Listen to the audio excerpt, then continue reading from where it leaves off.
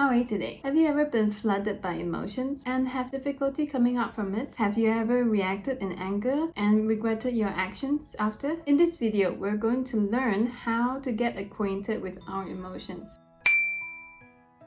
I'm Huey. I'm a licensed professional counselor at Heart to Heart with Me. Some of our emotions get a bad reputation, namely the negative emotions such as anger, sadness, etc. Most of us misunderstood the meaning of negative emotions because it doesn't mean that anger is bad or we should never feel angry. But what it means is that these emotional reactions are usually unpleasant to experience. Therefore, it's called negative emotions. Strong and big emotions can make us react in ways that affect our lives negatively. Example, you had a long day at work, you had a disagreement with a coworker, and you're stressed about your team performance. Plus, your boss just had a chat with you about this quarter's performance. You drive home, and the moment you got home, you see your kids running around and making lots of noise. What do? Needless to say, that will have a negative impact on your relationship with your children. So, to change the effects that these strong and big emotions have on our lives, there are two things that we can do.